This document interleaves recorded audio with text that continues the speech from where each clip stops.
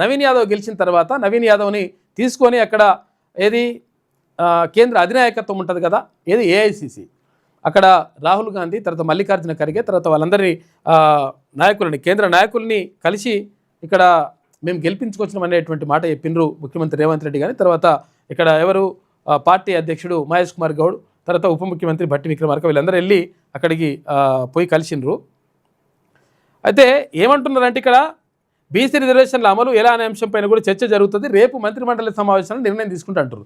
ఏమైనా నిర్ణయం తీసుకోండి, 42% రిజర్వేషన్ తోటి మీరు చెప్పినట్టుగా 42% రిజర్వేషన్ తోటి ఏది పార్టీ పరంగా బీటీ పరంగా ఏమి అవసరం లేదు.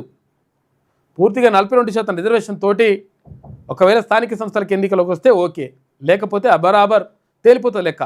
జూబ్లీహిల్స్ లెక్క ఉండదు. ఎందుకంటే జూబ్లీహిల్స్లో అక్కడ బీసీ అభ్యర్థి కాబట్టి ప్రత్యేకంగా తర్వాత చాలా మనం అన్ని విషయాలు కూడా చెప్పుకున్నాం. చాలా పరిణామాలు, చాలా విషయాలన్నీ కూడా ఉపయోగపడ్డాయి. కానీ ఇక్కడ అట్లా ఉండదు లెక్క. ఏది మేము ఇష్టం వచ్చినట్టుగా వచ్చి గెలుస్తాము, లేకపోతే ఇక్కడ ఎంపీటీసీ జెడ్పీటీసీ ఏదైనా మేము అయిపోతాము, తర్వాత ఇట్లనే జూబ్లీహిల్స్ ఎట్లయితే గెలిచినరో అట్లనే ఈడ కూడా గెలుస్తాం అనుకుంటే జరిగే పరిస్థితి లేదాడ. ఎందుకనంటే రిజర్వేషన్ అని మీరే చెప్పినరు, ఆ చెప్పిన దాన్ని నిలబెట్టుకోవాల్సిన అవసరం మీ మీదనే ఉన్నది.